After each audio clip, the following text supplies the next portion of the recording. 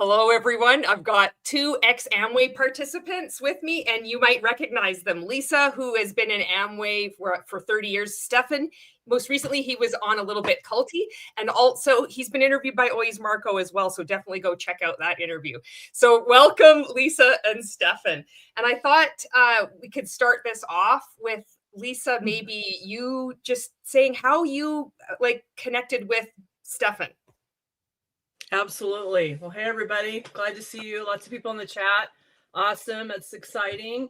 And yeah, like back in June, decided to leave the business, leave the Amway business worldwide, our training system. And when I did that, I was full of a lot of just anger, confusion. What do I do? Who do I go to?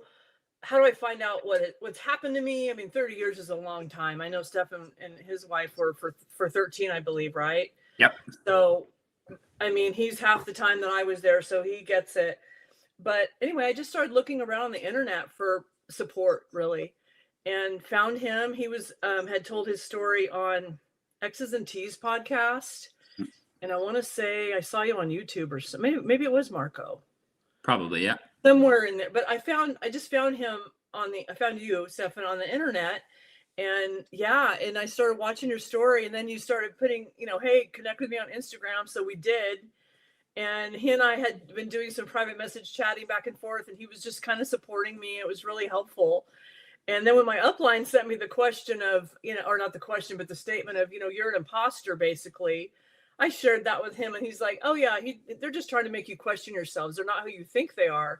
And he was the first person that actually told me that. He goes, you're going to be shocked. You're going to find out your upline that you thought was your dearest friends are not who you think they are.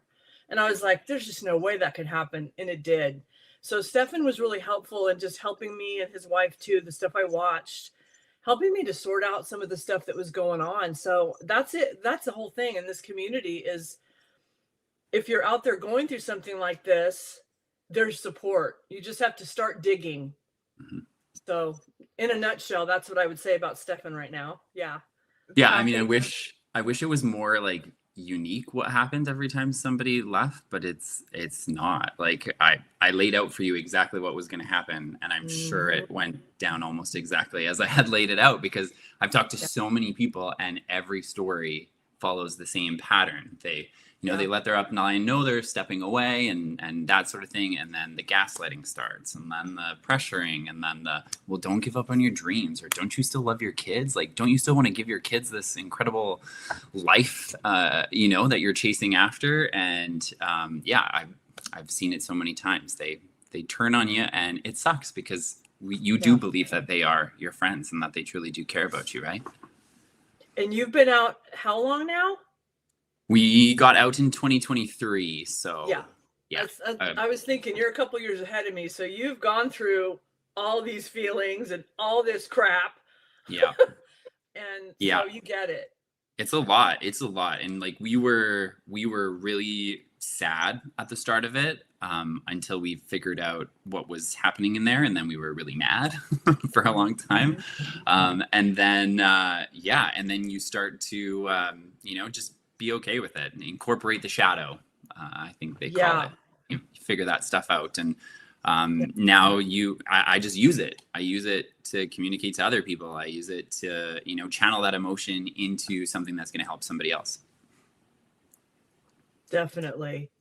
Stefan, when did you decide to start making content speaking out on Instagram? And if you're not following Stefan on Instagram, I'll put a link in the description afterwards. He makes really, really good content. And right before we went live, I was like complimenting him. He's got this way of explaining things in this really like cool, almost objective and detached manner, but yet it's really engaging, and it just really takes the piss out of Amway at the same time, and in this really kind way too. And there's this humor. It's so good. Like there's like this subtlety and also in your faceness of it. And it's helped so many people. And so I would like to know, what made you decide to be like, okay, I'm going to start making content about this? Yeah. Well, so when we found out, about all of the different like cult aspects of the business, and specifically like the secret pay plan that, I mean, I say secret play plan, but that sometimes misleads people a little bit. I don't mean to, but it's hidden in plain sight. There's disclaimers about it. It's talked about in the fine print. It's listed at the end of all of the audios that we had to listen to, that there might be other income sources other than kind of the Amway plan, right? But it's nothing in comparison to what they talk about to the Amway plan. Like you don't hear anything about it in any of the presentations, any of that stuff. So to us, we felt so misled that was such a huge portion of their income, that allegedly making over 50% of their income from just the training and support materials that they're selling you and getting you to the function and making sure you're at that open and getting on the memberships and all that stuff, right? So we were mad, and Jenna and I are both like, we're both like, I feel like we're intelligent people. I feel like we're, you know, we were pissed off that we were so conned in this way. And we just like really had this feeling that like you messed with the wrong people. You know, maybe you've done this to so many other people, but you made a mistake by messing with us. So so we made the decision to start kind of sharing our story, and we had a bit of a connection to some of the people that were still in the business, and wanted them to get that message, wanted them to hear that we left. And a lot of people would have recognized us too from the local area because we were around for so long. And, you know, we talked to them at functions and we said hi, and we were that, you know, polite cross line that had the distant relationship to them. So yeah, we just really wanted people to know. We wanted people to not spend another minute in there in something that was so disingenuous. And, we felt like we had to. And I'm a little bit different than Jenna. You've seen there's way more content of me on the page.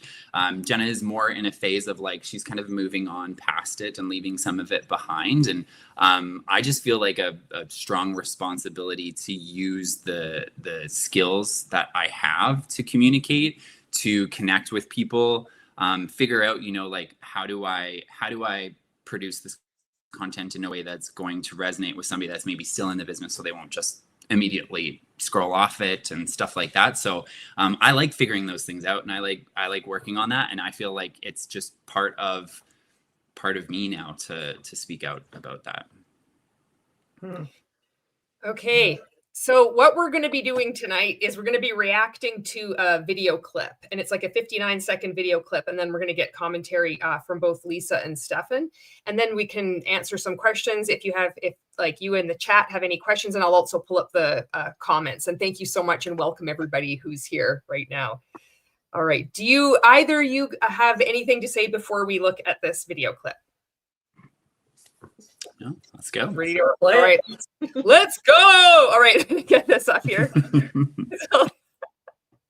Okay, be prepared. Brace yourselves, everyone. It's going to be like cringe 10 out of 10 for this. The reality is that winners win. Winners win because of who they are, not because of what happens to them or the circumstances that they find themselves in. I think one of the greatest representations of this is that people come out of crappy systems all the time and still win. It's not because of the quality of the system, the opportunity, the organization, like first the school, the teacher, or the level of the education.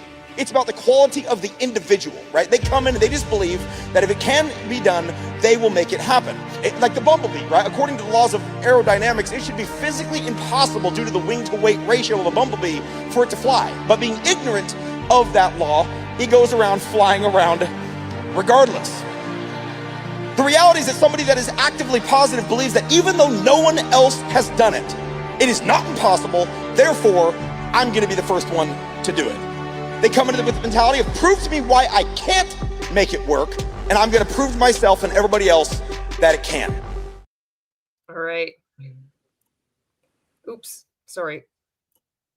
Crap, there we go. All right, who'd like to start deconstructing this hot mess? Well, I'm going to say, Stefan, you go first because it was your reel. It was your reel that even got this going. So go for it, bud. Well, I probably heard that talk like in person because I've seen him speak several times, and most of his talks are pretty similar. And I've heard very similar talks from other leaders in the business as well. And it's like watching it, I was like, man, they take these things that sound so good and maybe like separate ideas that work, and then they put them together to serve their own purposes, right? Like that, the idea that you shouldn't let circumstances decide, you know, if you're going to, you know, pursue something or whatever. Like, I love that idea. Absolutely. Right. Like, people can rise up, people can accomplish incredible things, and maybe you wouldn't have expected them to. I love those stories. I love hearing those stories. But at the same time, you know, you can't marry that up to this situation that you're in where literally over 99% of people don't make any money. You're in a losing proposition, and somebody is trying to convince you that you're a winner so that you won't quit and you'll keep paying your membership fees to him so that he makes the money and you lose. And even if you do win, you're doing it at the expense of other people. So I don't think you want to. And the idea of like the bumblebee, like I love the bumblebee is ignorant of its inability to fly, so it just does it anyways, right? That's like let's talk about the ignorance of the people that are stuck inside the cult that don't understand what they're doing, right? They wouldn't be scamming people if they understood they were scamming people, but they are. So yeah, those are my thoughts. To me, okay, so I've met that guy, met I'll just say their last name, the Baker family. He's second generation building that business. Met them and all that great stuff, been to those incentives, all those things over 30 years, met a lot of diamonds, the gemstones, as Stefan would call it. And so I think the thing that really bothers me when I saw that, and Julie had said to me, hey, if there's something you want to talk about, we should do a live sometime. And I saw that and I was just like, you know, this is like the frog in the pot thing. It's like, you're cooked. You've been in this thing so long, from my perspective. I was in this situation so long, listening to these speakers over and over and over, telling you you're only a winner if you do this. It's like the frog in the pot thing. You don't realize you're cooked until you're cooked. And then you start to realize over many, many years that you're like, you know, there's other ways in the world to be a winner. It's not just this. And it really upsets me that they manipulate people with that kind of, I mean, look at him. He's just super hyper. And at the time when you're watching that stuff, and when you're at these functions, that's also normal. They're all like that. Most of them. He tends to be a little bit, talks really fast, and he's really hyper, as you would know, Stefan. But I think I wrote down a couple thoughts here. I just don't want to forget. So in my effort to try to understand why my husband and I were in this business for so long, I've been doing like research and stuff. I don't know if you guys have ever heard of Maslow's hierarchy of needs. Have you ever heard of that? Okay. It's a pyramid, which is, I don't know, I'm sure you've seen it. But I thought to myself the other day, I was looking at that and I was like, this is exactly what they do. They hit these needs and they appeal to you emotionally. And if you think you're a winner, if you do this, you're not going to want to get out, because if you quit, you're a loser, right? So that's how it always was for us. We were always made to feel like if you perform, you're a winner. If you sponsor somebody, you're a winner. If you sell some products, you're a winner. If you show up to the board plan, you're a winner. But as soon as you start, say you take a break, say you take a vacation, say you do anything that your upline tells you you shouldn't do, you're publicly like shamed for that. Like, now you're not a winner anymore because you're not doing your first circle, which is your, you know, it would be the thing that us IBOs had to do to maintain our business, kind of thing. So I just got to thinking, like, it's hard for me to explain it, but these trigger points that they do to make you feel like you're a winner, and it's like you're only a winner if you're in this business. Or any MLM. Julie, yours did it too. I know you've talked about the things that the rank makers did. Same kind of stuff, right? Yeah, this is the same. This training I heard too, and I wasn't even in Amway. It's the same crap. Yeah. So, I mean, I could say more, but if there's questions or whatever, but I think that's just it, is that these concepts that they have of, using that Maslow's hierarchy of needs is like, it appeals to the needs that you have. So we were taught to manipulate people. I'll just add that. We were taught to go out and find a want, need, or desire when you're talking to somebody. And if you can get them to tell you what that is, then you can now appeal to that. You can now manipulate them with that. And that's just sick. Mm-hmm. But we did it because that's what we were taught to do. And we were taught you're a winner if you do that. So. Yeah.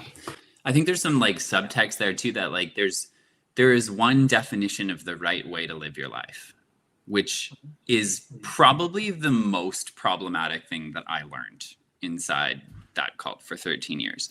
Because I had in my mind, if I'm a winner, I live my life this way.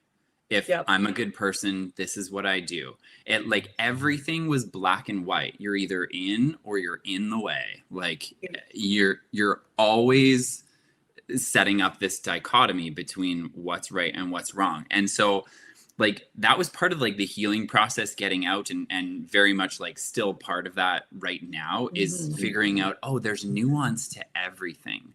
So if somebody says like you're a winner, well, a winner in what? Like I don't classify you as a winner if you're, you know, living in a big house and flying in private planes and doing all these things, and you're a crappy person to other people.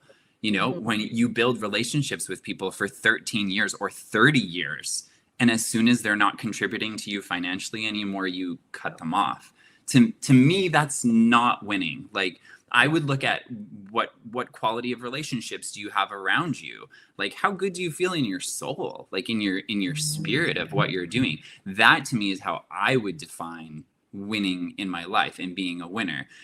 But when you take this narrow approach and you follow their prescription for what the right way to live life is, then it's very easy for you to fall out of line with that. So you try not to. So you keep your mindset very, very narrow in everything that you think about. So, and I think that's what I talked about when I talked about that from stage, because I think that's where some of this problematic behavior like stems from with people. Because if you have this idea that, well, I'm a winner, I'm going to do whatever it takes to win, I'm all in, and I'm going to accomplish this no matter what, then all of a sudden, like where there should be some boundaries for you, you no longer pay attention to those boundaries, right? Where you would have said, oh, I'm going to win unless like I'm doing something to hurt somebody else, or you know, I'm convincing somebody to spend money that they don't have on something, or it's going to require me to manipulate this person in order to accomplish what I want to in this situation. Like normal good people, we have these guardrails that keep us on track, and we would say, okay, you know what, I'm not going to do that. But when you have this mentality that you'll win no matter what, and you're all in, then anything goes, right? You'll go to the ends of the earth and you'll hurt whoever you have to hurt in order to get what you want. That's not success to me. So. Yeah. And you know, everything he said, so true. And here's one of the things that when you go to meetings, or you'd go to functions, or you'd go to what we would call a board plan, especially these board plans where your upline would be doing a house plan, like he's setting up literally a whiteboard. Okay. And he's showing the business, and everybody's showing up in their suits and their dresses and bringing new people. It's like the winners were the ones that showed up with the new people. And if you did that, you were, you know, oh, can you come up and speak and let us know how many new people you brought tonight? And, you know, you were showcased. You were made to feel like you're so important. But the one that didn't bring anybody that night or any other night was like, I don't know, just looked down upon. And I just always felt like this is such a disgusting manipulation that these people do. You're only a winner if you're building the business. In other words, you're sponsoring people, you're selling stuff, you're this. And not to say like, okay, that'd be like if you worked at a car lot. If you're selling cars, that is your business. I get that. You need to sell some cars. But it's the way that they used it emotionally to, like Stefan's saying, just wrapped around all of this guise of love and the love bombing and all this different stuff is just really toxic. And it really damaged my husband. I mean, I would say that, like he's talking about how Jenna's kind of over here. My husband's like that. He's like, I don't want to talk about this. it makes me sad. I mean, I think he feels like a real failure because he was told as a man for 30 years, you're a winner, man, if you build this business. And now we quit. And so you see that video that you just showed with T. Baker. It's like, he remembers those videos. He remembers feeling how he felt when he watched those kind of talks. And now it's like deprogramming that is extremely difficult. We're still in it. We're 4 months out here. Maybe when I'm at Stefan's point and 2 years have gone by, I'll have some progress. But right now, my husband's like a little wounded pup. Yeah. It's not fun. What this winning thing can do is what I'm saying. So anyway, I'm probably beating a dead horse, but you know how you always think of so much more when you're done talking, but that's what this is for. Yeah. They capture your identity. And especially as a man, like it was drilled into us inside the business that like you provide for your family, right? They often encourage women to not work outside the home, right? My wife was encouraged to stay home, and she even likes to work. Like she really enjoys her job. But you're very much like your identity is like this provider, and the only way that you are successful is if you're staying on this path. So you're like, you lose your dreams and goals that you had. Like you have to mourn the death of the life that you thought you were going to live. You have to mourn the death of who you thought you were. You have to mourn the death of who you thought this community was. You have to like all of these things when you leave, you have to like really mourn the death of. So it's very sad. It's very emotional, and finding your footing again and coming back to your identity and what's unique to you. Like I realized like I hadn't made people laugh in like a long time. That's probably part of the reason why the content that I make is often funny, because like that's part of like my identity and who I am as a person. And if I'm not making people laugh, I'm not in like my safety zone, right? Like our nervous systems were so shot that I wasn't even operating from a place where I could really be myself and do that. So I would just say, to add to that, I think the biggest shock for me is, and probably a lot of people in the chat and a lot of people just watching this afterwards can relate to, I can't believe I was even in a cult. I can't believe that I was, like you said earlier, Stefan, I can't believe I was this dumb, basically. Like, I don't think I'm dumb, but I think it just goes back to the level of manipulation that these people are capable of, that they will dupe people like us, smart, intelligent people that tend to maybe even be a little vulnerable in their life. Julie and I talked about the first time we met, how you can be, when you're vulnerable and you can get attracted to something because you didn't have a family or whatever it might be, and they love bomb the heck out of you and you're a winner and all this stuff, and you just suck that up like a sponge. And I know my husband did, because he was in athletics all of his life, and this really appealed to him because he wanted to be a winner. And now to have our upline treating us the way that they are, I finally had to block them because it just isn't going to be conducive to having a relationship with them. What's the point? And to, like, to be 30 years down the road and go, this is what they think being a winner is, like hurting people like this. So I just think that people really, really need to understand when they get into, I think it's any MLM, really, I'll just say it. I have not met anybody who's had a good experience in any MLM. I don't care who it is. I think Amway is the granddaddy of them all. But I think that people watching this or watching after or whatever definitely need to know that this is what can happen to you. What happened to me, what happened to Julie, what happened to Stefan and all the people on the chat. Like, look what can happen because you were manipulated emotionally, So I'll just leave that for the moment. But that I want to add to this bumblebee story, this myth. It's not this scientific marvel. It's explained. It's not a mystery why this has been like, it's like one of those things that's been debunked so many times. Like it's understood, like the vortices of like how they fly. It's not like, oh my gosh, bumblebees fly. This has been something that's really been perpetuated by MLM and maybe other, coaching grifts as well. but it's just so embarrassing to see them still repeat it. It's like, you guys got to get some new material because this is really sad.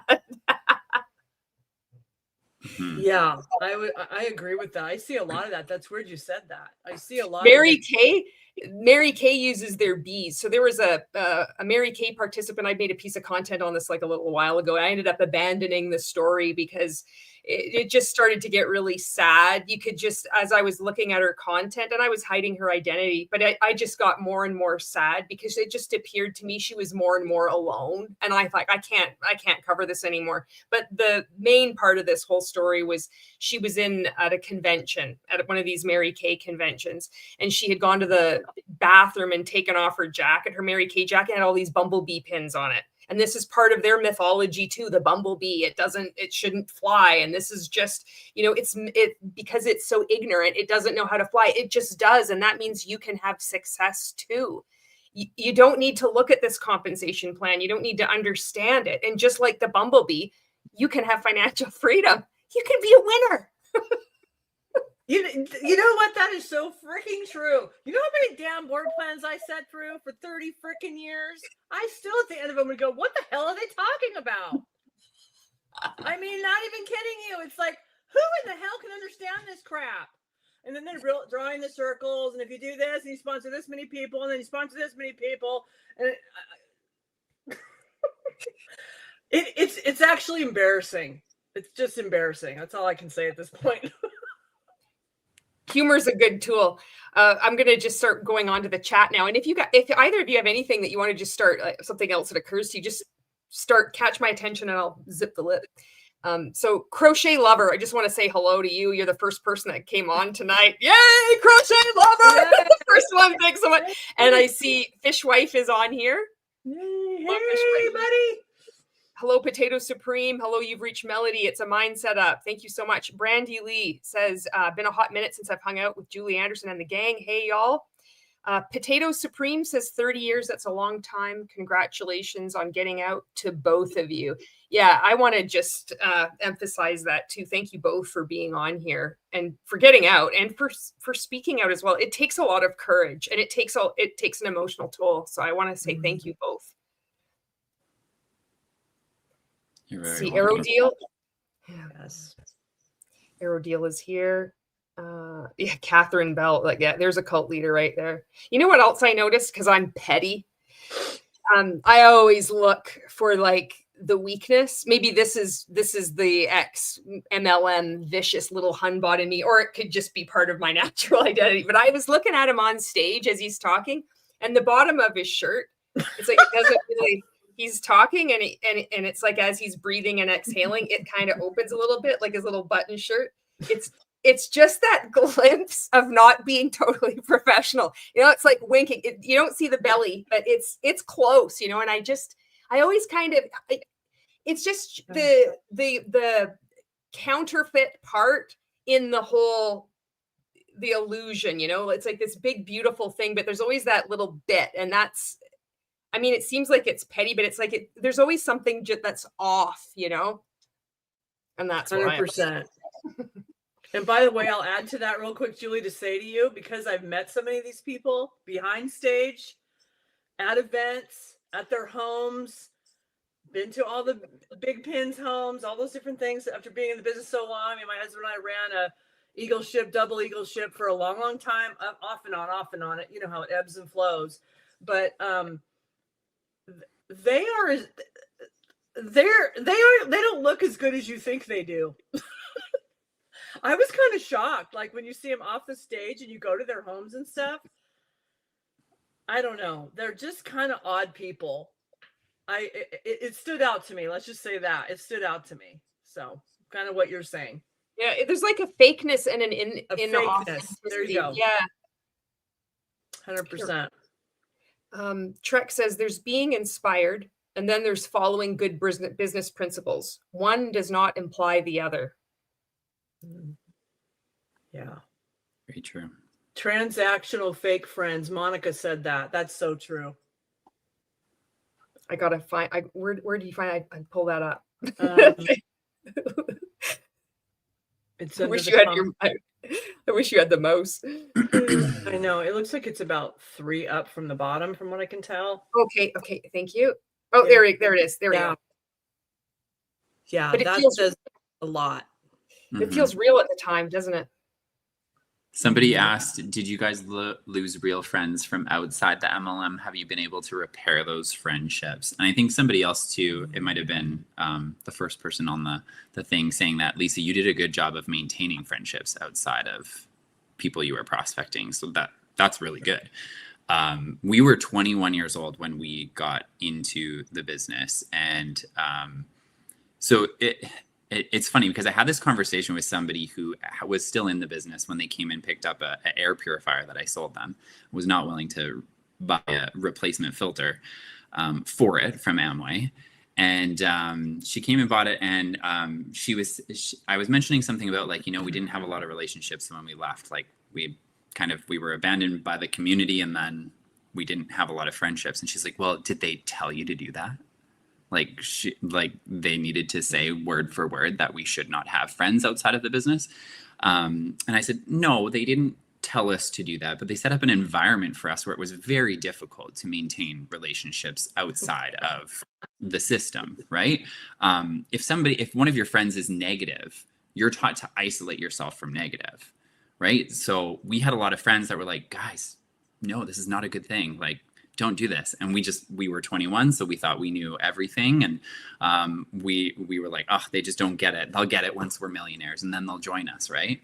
And so a lot of those friendships just kind of like drifted away, and it wasn't like an intentional thing that we were like, oh, we're not being friends with so-and-so anymore. It's just that we didn't have a lot of bandwidth to engage in those friendships because all of our time was taken up with being out prospecting. If we were hanging out with a friend, we weren't going to be prospecting people that night. And we were always putting our effort and energy into prospecting new people, or we were going to a board plan or going to a weekend function or something, right? So a lot of our time was occupied by that.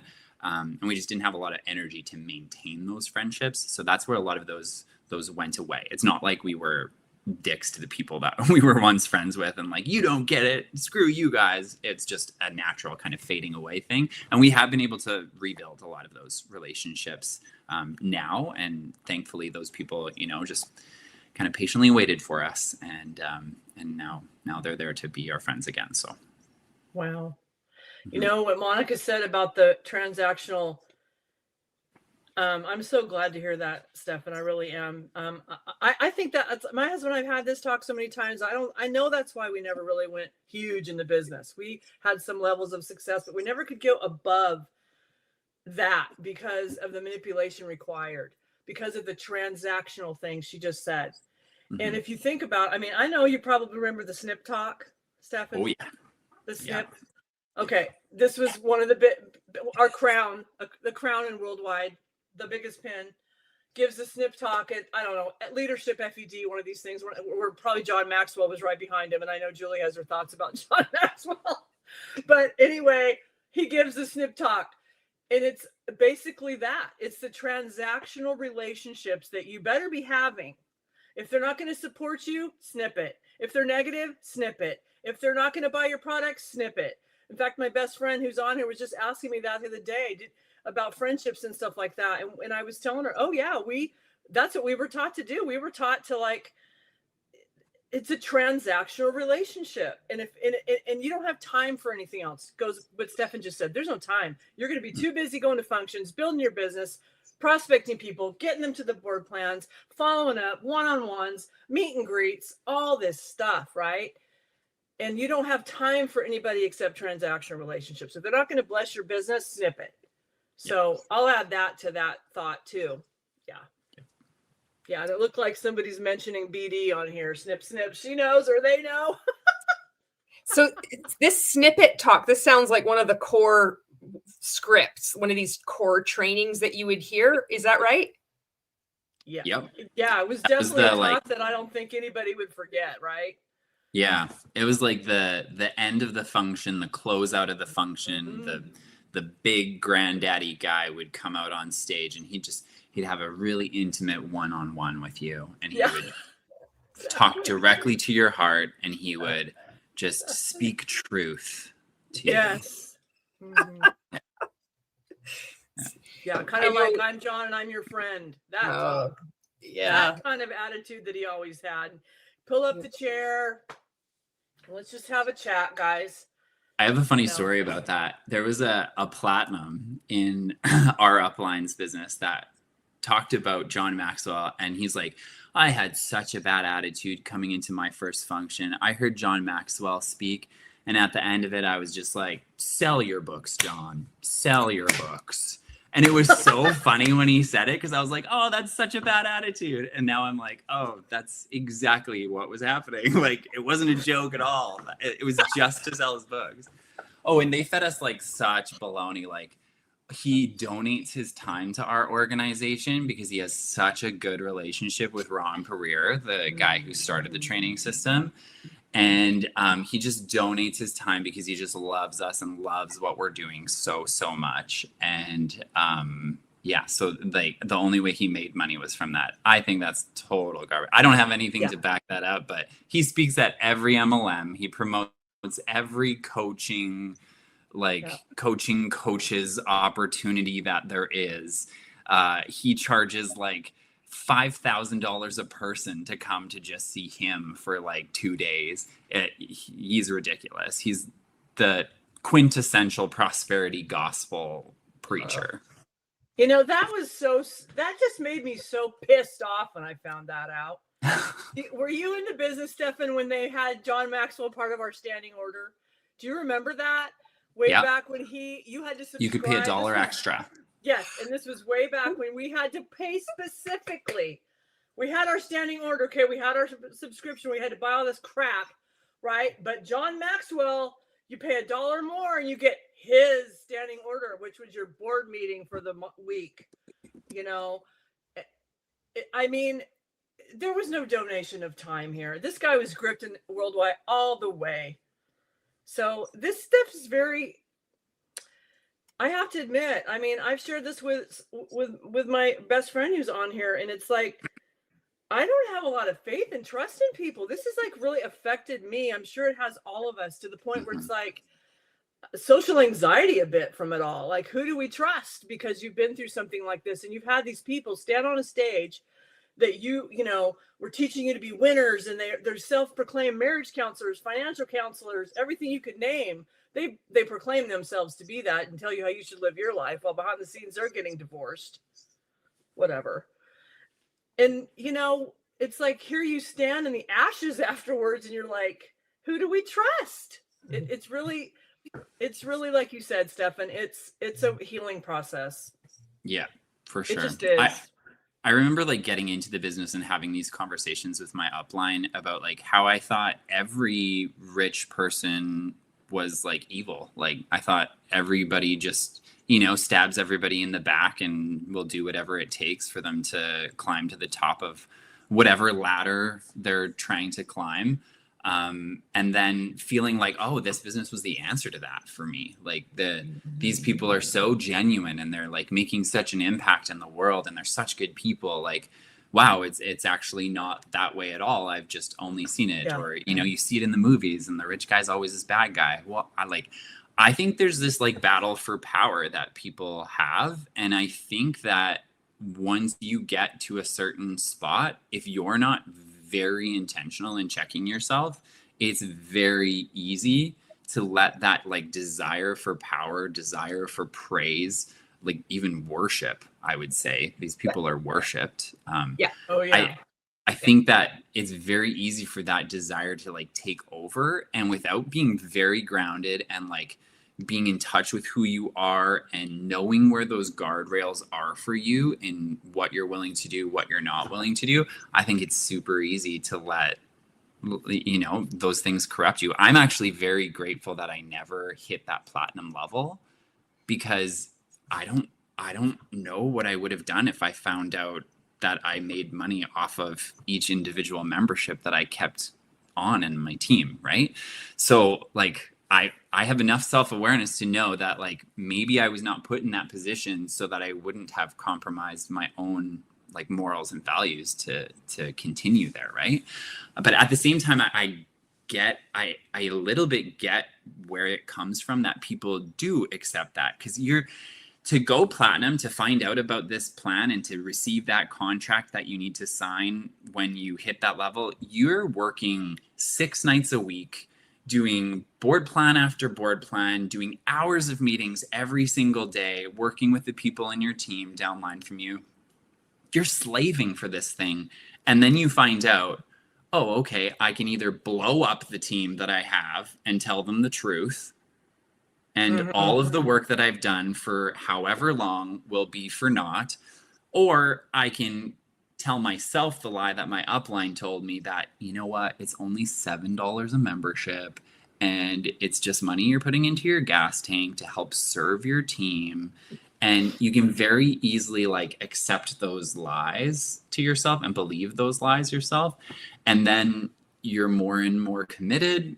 And then you get paid a little bit more from it as you go emerald, and you're more committed. So you accept it. So like there's a human element to it that I understand. And maybe that's where some of like the anger dissipates a little bit for me, because I can see where I would have gone wrong following that path had I had those options presented to me. Not to excuse it, not to say that it's right in any way, shape, or form, but there is like there's that human element to it where you're like, gosh, I don't know if I would have handled that better, you know? Can you guys explain, because I know there's people that are going to be watching this, and Amway is like this mystery because it presents itself like a typical MLM, but you've already said it's like worldwide, and then mention this thing about, you know, hitting platinum, and then there's this, you know, like the tool scam. You never said a tool scam, but that's what it is. But I know there's a lot of people that don't know what that is. I know when I first started to learn about Amway, I'm like, what in the hell is this? Like all this like dream builder, what are these separate MLMs? Can you guys explain like what that is, like what worldwide is, and then about this, you know, what happens when you hit this platinum, just to explain to people who don't know? Yeah. You can go ahead, Lisa. All right, I'll say a few things, and I'm sure we both pretty much say the same thing, but worldwide is just a training system. It's an affiliated training system, and it's an accredited training system, whatever, that works with Amway to build the Amway business. They have like 25 or 6 of them. In fact, when we were ready to leave worldwide, right before that, they had asked us, and Stefan was already out by now, so he probably didn't have this happen to him, but they ask you to sign this I can't remember what it's called now, because I'm trying to put this out of my mind, but basically it was a sharing system where you would share all of your information with Amway, and Amway would share all their information with worldwide. So they're teaming up together. So you had to fill out the disclosure statement or whatever it was on worldwide to share information back and forth, so they could watch you and see what you're moving, what products you're moving, how many people you're sponsoring, all this kind of stuff. So they work together. So when I got onto Amway to void my IBO ship and stop being an IBO, I noticed there's a drop-down menu that's, I never knew this. I never knew this all these years because I was only in worldwide. So I hit this drop-down menu. So it asks you to choose the affiliate, the one you're affiliated with, the LOA, line of affiliation you're with. I was shocked. I'm like, oh my God, there's like 30 of them here. So Amway's networking with 30 line of affiliations, basically. Worldwide was one of them. There's LOA, there's another, or not LOA, L, what is it? L something, LTD or something. It's probably a car, but anyway, it doesn't matter. There's like 30 of them, and Worldwide's one of them. So that's what I was a part of. Stefan was a part of. And it's basically where, you know, go to your functions and you have access to your tools and all these things that they want you to buy into, your communicate system, all this stuff they want you to buy into to build the Amway business, because they convince you that you cannot do it without it. There's no way. So you've got to subscribe to all these apps, go to all these functions, all this stuff we've been talking about today. And, you know, by the way, and you're only going to, if you don't do that, you're not a winner. So back to the winner talk. So in a nutshell, that's what I'd say. I know there's a lot more, and Stefan's probably going to be better explaining it than me. So go for it. It's basically like the people who got in a really, really long time ago saw that there was a lot of money to be made off of like training IBOs. And when you train them, you can keep them in a lot longer than if you don't train them. So that's where a lot of the cult aspects come from. Amway itself, on the surface not super culty, but it's really the training systems, and you're convinced like your training system is the best. Like there's nobody else like you. The reason that you've heard all of these horrible things about like pyramid schemes and so and bots and all of that stuff is because they're not privy to the privileged information you will receive by being a part of Worldwide Group. So it's very much like it's the manipulation part of it. It's the audios that you listen to every single day to program your mind. It's like a voicemail inbox that you hear people talking about, you know, their mindset around things and how they're so committed and they're so all in, and this is the best way to get customers, and this is the best way to you know, maximize the amount of PV that you can produce for yourself every month, and blah blah blah. So it's a lot of like the training comes from there, but it's what keeps you in the business for a long time. It's why you think you'll be such a failure if you ever quit, for sure. It's the brain fuck. Let's just say it. That's what it is. That's where that comes in. Because if they can get us listening to audios, which we were taught to do, that's called core. You're taught to do, you know, your audios every day. You know, you're to be plugged in 100%. And that is what Worldwide is. We plug into that. And if you don't even take a vacation without counseling upline. Nope. I mean, how dare you go on a vacation with your kids without talking upline about if you should be doing that right now, because you know your business is going to suffer. It's one of the cardinal rules. Never do anything for the first time without checking upline. It's all that. That's Worldwide. That's what it is. And you know, I used to tell my husband, like Stefan just said, you know, Amway, okay, they might not be that culty. It's Worldwide that felt so culty. Amway's got their issues. I'm not saying they don't. They tolerate all this. So that deal breaker for me. But it's like I used to say to him, why don't we build it without it? Why do we have to have Worldwide? They had him so convinced. Well, we can't, because it's a people business, and Worldwide's going to teach us how to deal with people, how to handle people. How do we handle an organization? And by the time, like Stefan was saying, by the time you get to Emerald and you've got hundreds of people in your business, even at Platinum, you've got about 50, you're taught that you have to manage that. You have to find a way to manage 50 and above people, right? And the only way to do that is to corral them into this system so that we can keep them programmed. That's really what it is. That's the bottom line. I want to be mindful of both of your time. Are you able? We're just at about 47 minutes now. Are you okay if I have a couple of questions from chat, or if you would like to end, we can end now too. I just want to respect your time. I'll let you know when I have like 5 or 10 minutes left or something. Oh, okay, great. Good.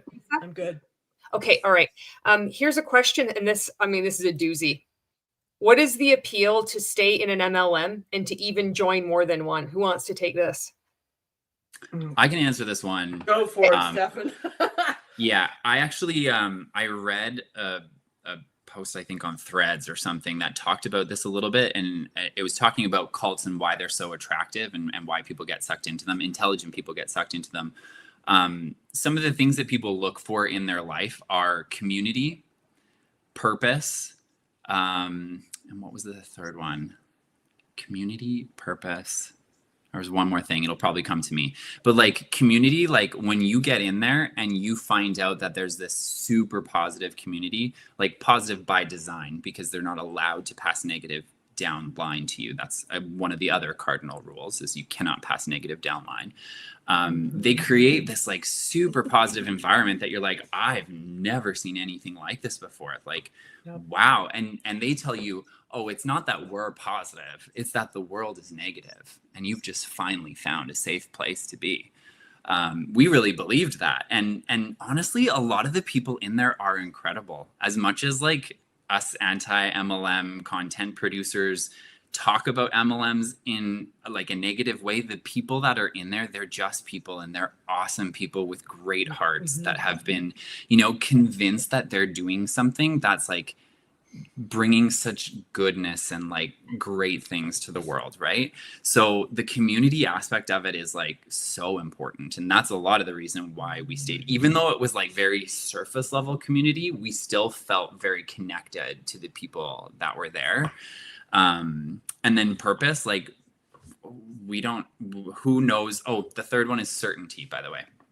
Just came to me. So purpose, like we're all trying to figure out what our purpose is and like how do we make a difference? How do we impact the world in a good way?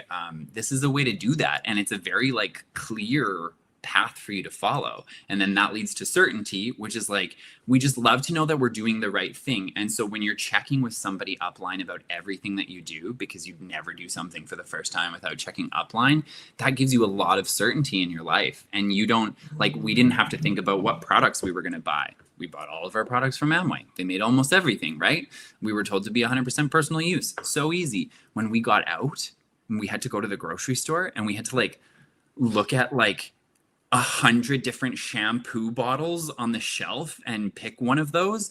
Like, it was so hard to make any kind of like little decision when we got out, because every decision had been made for us for so long that it was so overwhelming to see that. So yeah, those three things are really like what keep people in cults and what attract people to them. And it's what really attracted us and kept us in the business for a long time. Yeah. Definitely. And I would add to that, it's also the illusion that you can make a lot of money, and you can't, and you won't, and you never will. Period. Yeah. Kendall says, I was so frustrated with the quote, front row mentality, end quote, that caused so many people to ignore building rules, instructions about when to line up, especially up in Canada where it would be freezing. So what is this front row mentality? I've not heard of this before.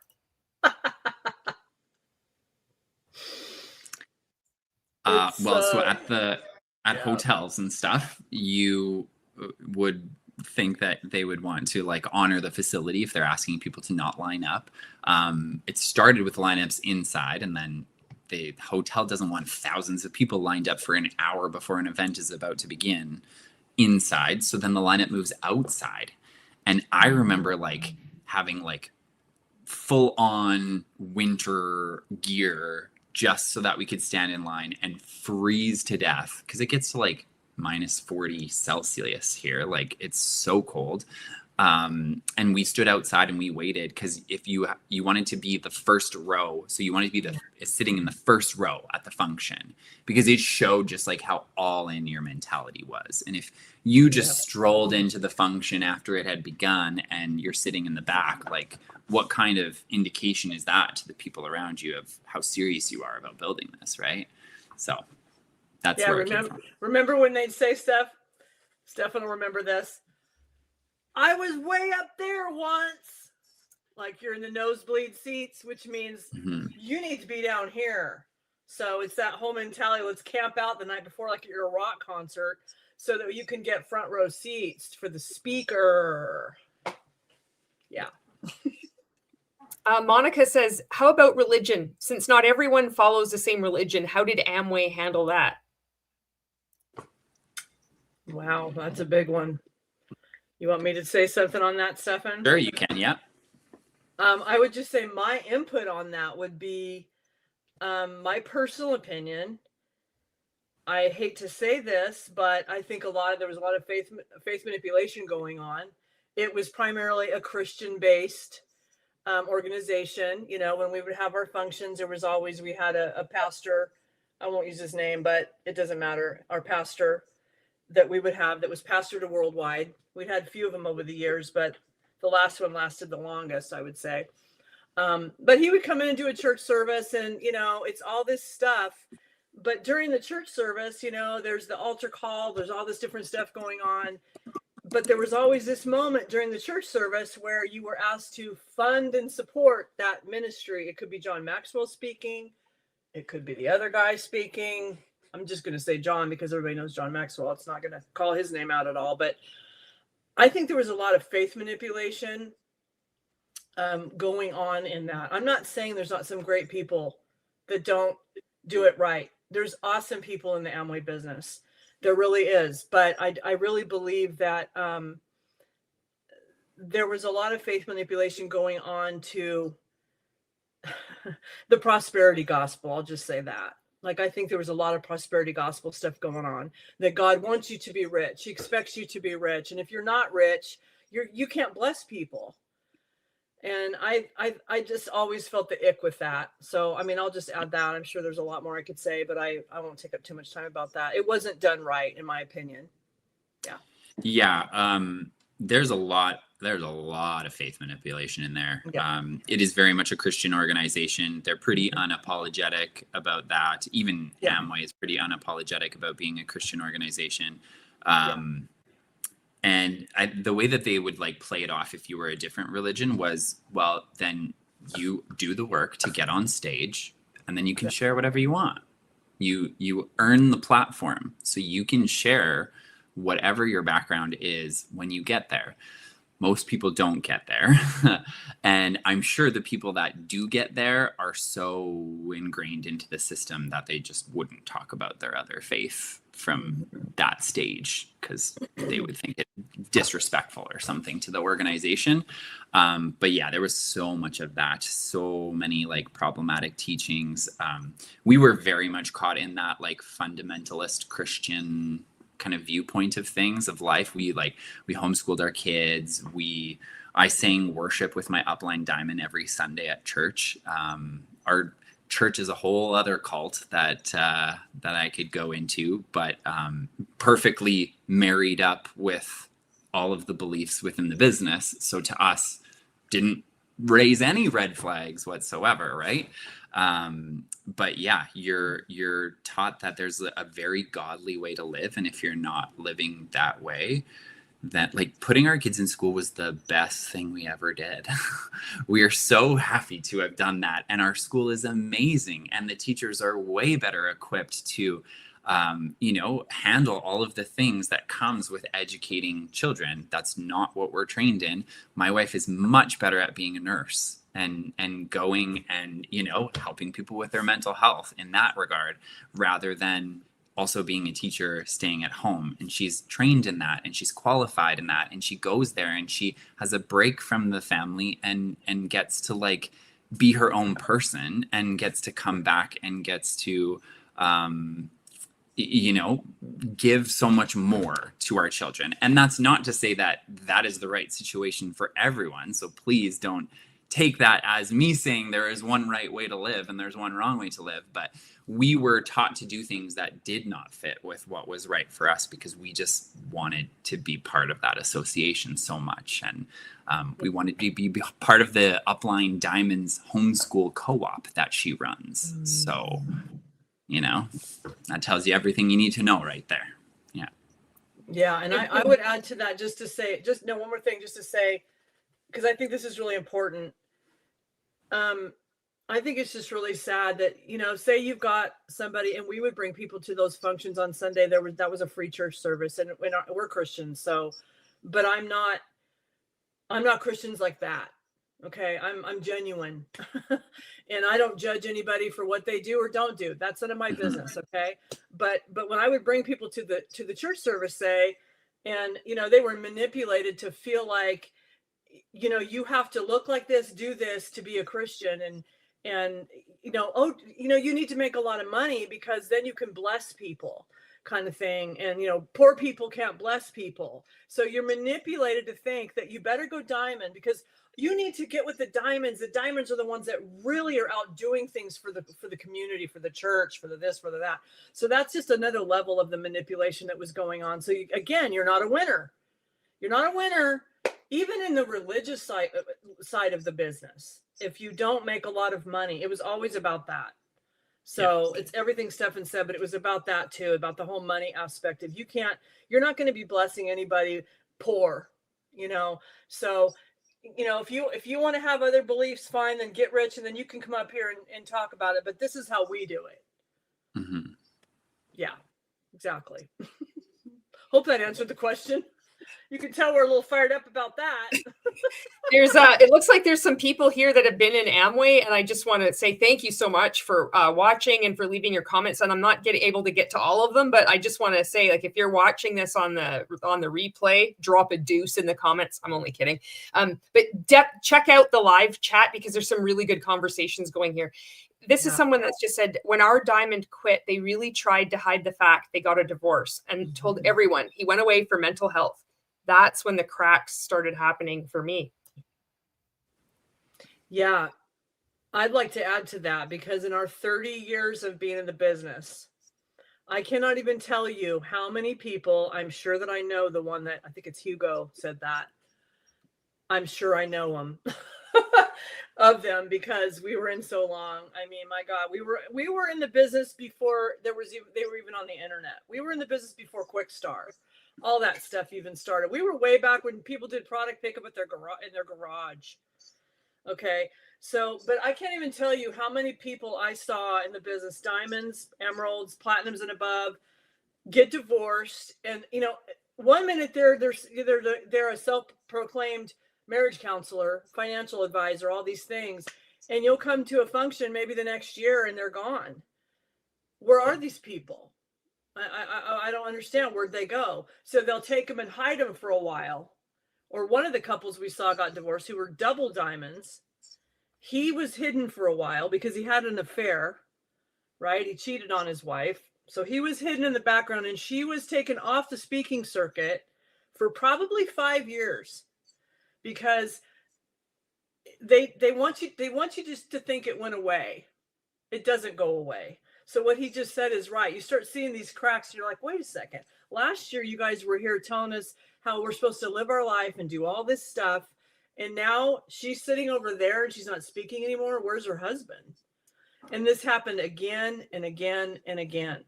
So it's again more manipulation, right? They manipulate you with this looking good, looks good all the time, but it's really not the reality that's really going on. We saw a lot of that over 30 years. So I can identify with that comment. Absolutely.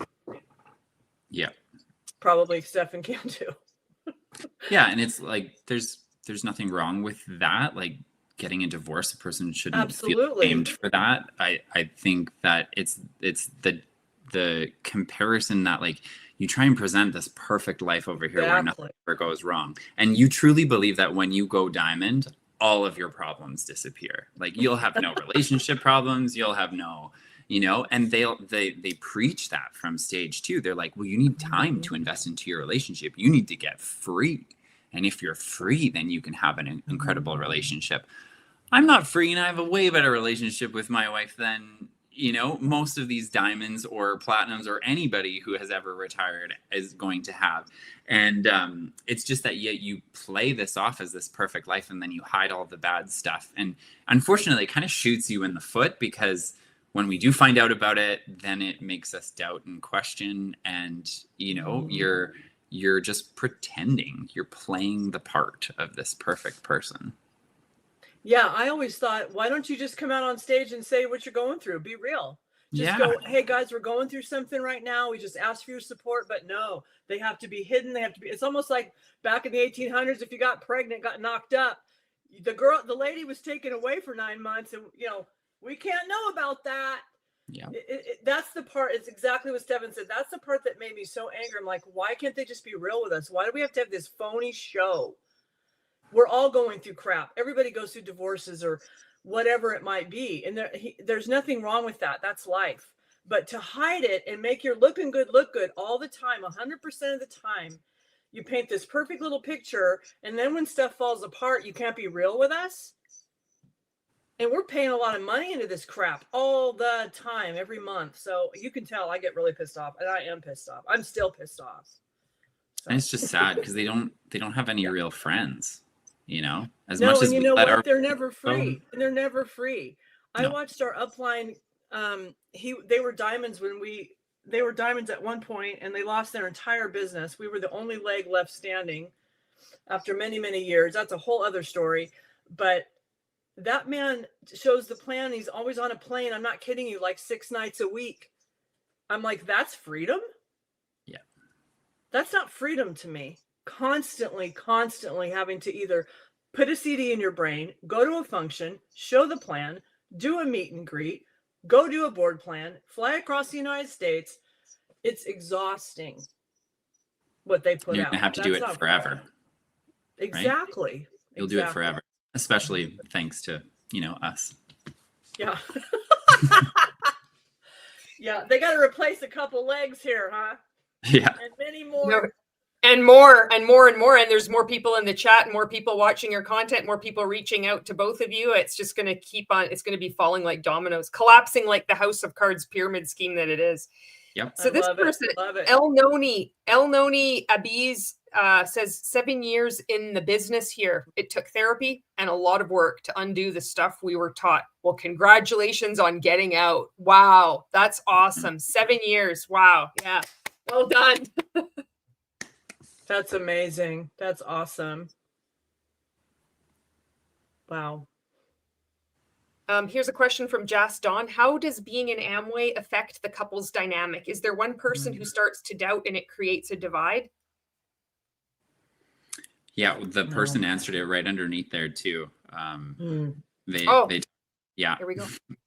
The phrase from stage was, make sure you both never want to quit on the same night. We were also taught to never to discuss the business or the people in it negatively with our spouse. That was poisoning your spouse's mind. 100%. You take that to your upline. You don't take that to your spouse. Yeah, and I can say for me, I think my situations are probably a little different than Stefan, because I know I've heard him and Jenna's story, and they pretty much were at the same time, kind of the same place, right? You guys were kind of at the same place, decided. But with my husband and I, oh, no. It was me coming to him and saying, I'm done. And luckily, our marriage survived that. I mean, my husband, we've been married for 30 years. It's like when I got in the business and he was already in the business. And so it's always been there. And I really am grateful that we survived all that, because I just had to tell him, and I remember a time when I went through this before, and I said, I don't want to do this anymore. And he was like, well, you're destroying our dream and you're killing our dream. And he was doing what he was taught to do. Yep. But so I held on for another few years. I just kept holding on, for him. But it was after COVID and all that different stuff. I finally was like, I'm done. Totally done with this. I'm not doing this anymore. I cannot manipulate people anymore. Our economy is already so difficult, and we're supposed to sit down with people and make them pay 18 times more for a product. Come on. I mean, all these things we've been talking about, the apps and the expense of being in worldwide, I just couldn't do it anymore. And so when I told him that was a rough conversation. There's no doubt about it. But luckily he had begun to see some cracks as well. And I just played on those cracks. I really did. I pointed out to him some things that were going on. And when our upline called me an imposter, I thank God he did that. Because that really pissed my husband off. And that was what I needed. I needed that to happen. But that's a difficult thing, a couples thing. A lot of people get divorced over this stuff. No kidding. I've seen it so many times. I think you bring up something that's really important, and a pattern that I've seen in a lot of the messages that I receive from people that DM me is the woman gets there first. I don't know if it's a woman's intuition or, your understanding of relational dynamics and things like that. But typically, like, the woman will figure out that they're not really our friends and they're never going to really be our friends. Or, they can just sense that something is off. And so many of them, I feel like, do not have that hard conversation with their spouse. And, I think a lot of times people like tiptoe around hard conversations, avoiding them because they don't want to like ruffle feathers and they don't want to like, make somebody upset. But like, this is the well-being of your family that we're talking about in these scenarios. So sometimes having a hard conversation with your spouse is absolutely warranted. And like, I want to say 9 times out of 10, your spouse is going to come around and they're going to see where you're coming from. They just like, as a man, I definitely needed my wife to be like, no, we're not continuing this anymore. I know you want to provide for me. I know you want to, do your best to be the man in our family. I think maybe we should question some of those beliefs as well. About, the man needing to just be this provider and like changing some of those dynamics in our family really, really helped our marriage. But having the conversation, like, have the conversation, don't avoid the hard conversations. My advice is to not just like let your husband figure it out on his own, because who knows how long, who knows what he's going to hear that's going to hook him back in. and keep them in for another year and another 2 years, and how much more of your life will you lose to it, right? Yeah. And another thing too is that's also goes into the faith manipulation. I don't know if other people have had this story, but, and I have nothing against Mormons. I'll just say that. Be a Mormon. That's great. But when you use it, my uplines were Mormon. Okay. And they sent missionaries to my door when they could see we were slipping, when they could see they were losing us, and sent missionaries to my door, put my name on a list, the whole bit. They even showed up at my door to address me by name. And, you know, because they're like big, my upline runs the Portland Temple. I mean, he's like a big guy in the Mormon world. And my husband needed to see that. That was another thing. He needed to see that, like you're saying, Stefan, they're not who you think they are. They will use anything that they can to coerce you, to get you to stay in the business, to get you. I mean, they have to replace you when you quit. We were a big leg. It's like when we went bye-bye and all of our ordering went bye-bye and all my customers went bye-bye and the whole bit, they lost a lot of, you know, money coming into them. So they will just use anything basically. And when my husband saw that really helped as well to get us out because of the manipulation. So I think when you're going through this or questioning these things, you just have to be aware of all the tactics that they'll use. Yeah. It's anything and everything. And it's really sad. Yeah. There's one more comment here, and then maybe we can wrap this up with both of your final thoughts and maybe encouraging words to other people. This is from Anti-AMWAY. Great handle, by the way. My upline Diamond had a whole garage full of Amway products that she would sell 50% off to certain legs that needed help getting to 7,500 PV. Everything is fake. Yes. Sure is. Yeah. We had our upline, our 2 diamonds up from us, I guess, built this ridiculous house out here. Built it during COVID too. So it's like a $9.8 million house, and who knows what they owe on it. They didn't finish it, and then finished it with like fixed, like super cheap fixtures. So you have like a $10 million house and the same fixtures that we have in our house here because you couldn't afford the other ones. And and we've heard so many things about this thing, but they put it for sale, but they take it down right before any major function. So whoa, if anybody is looking for it, it disappears for a couple of weeks before the major function, and then it goes right back on the market. They're never going to sell it because who's going to buy that out here, and who wants a house that's finished with these cheap finishes? But they have a picture on the listing for it of their garage in this place, and there's like 20 air purifiers. The purifiers are like $2,000 each. There's like $40,000 worth of air purifiers plus all of these air filters and stuff like that on it. And so like I made a post and I said, tell me that you're buying your legs without telling me you're buying your legs, right? And it's so funny because like it's right there in front of you. If you do a little bit of the research, you can figure that stuff out. But they give those away as sweepstakes. Oh, yeah. They give those to people and say like, if you hit this incentive, then we'll give you a free $2,000 air purifier for the month because, well, it's worth it for them to buy their rank and get their big bonus check at the end of the year. Yeah, we called that garage qualified, and we saw it all the time, and the air purifier system has the highest PV, which is points attached to that product that will give you the bonus check that you want.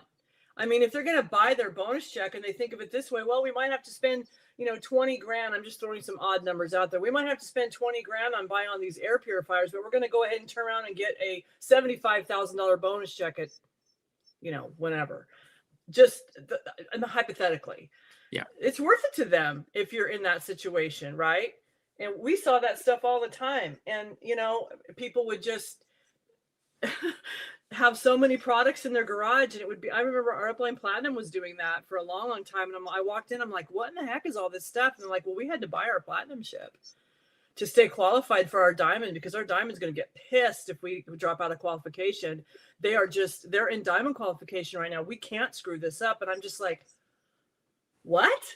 You're doing what? I mean, you're going into debt. You're spending all this money to stay qualified. So your Diamond gets those 6 legs, which is the 6 legs that makes them qualify. Anyway, yeah. Crazy.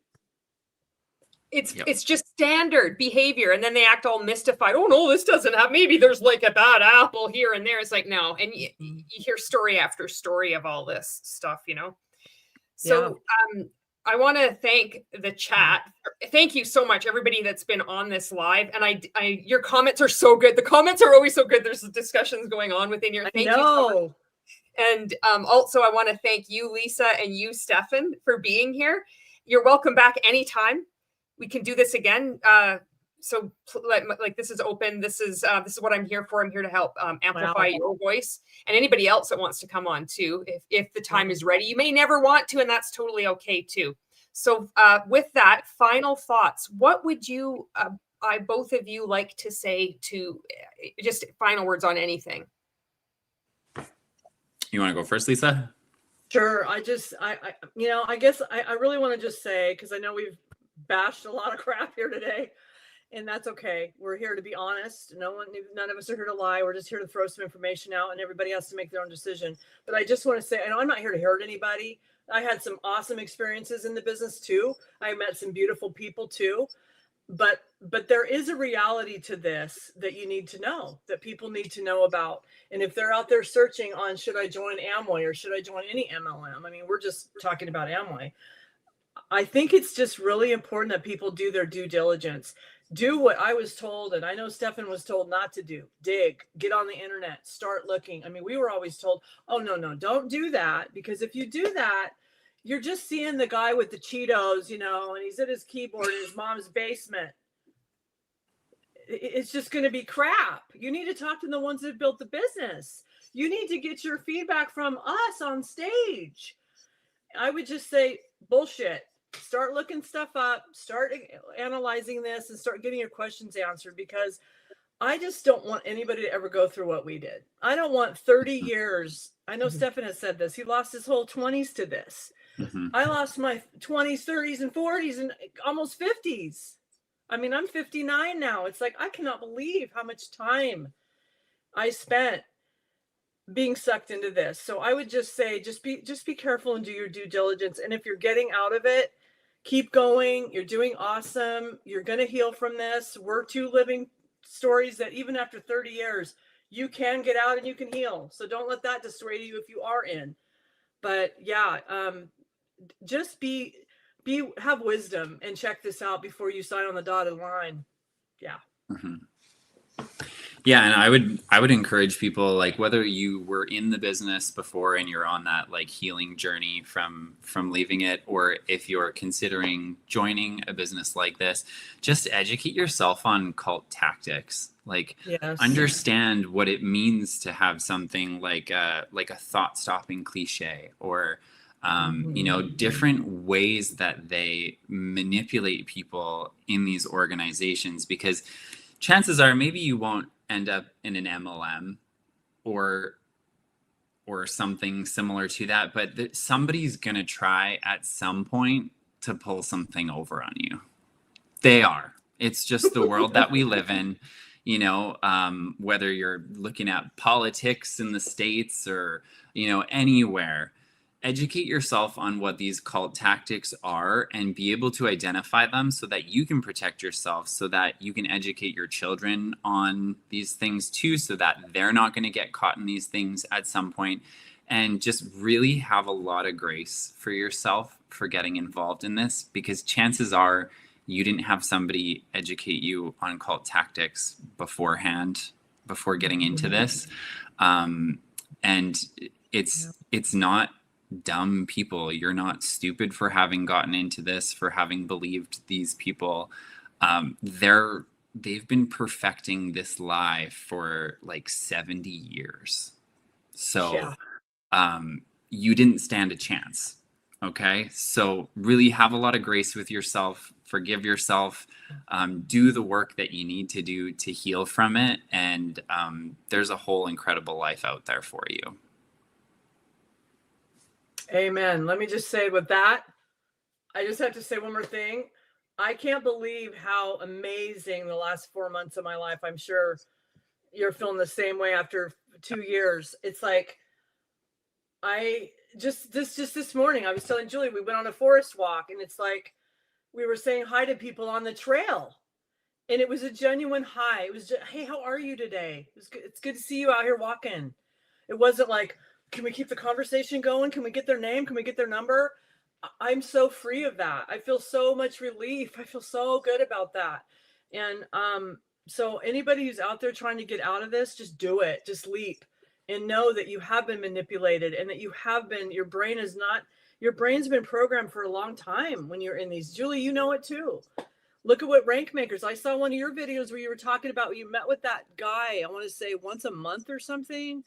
The guy that did your training, the rank maker dude. Higdon? Yes, you had one of the videos about him, and I watched some of that. I'm like, what a bunch of crap, what he's putting in your brain. Oh God, yeah. I get even when I was reacting to the videos, it still gives me the willies. Yeah, it's disgusting.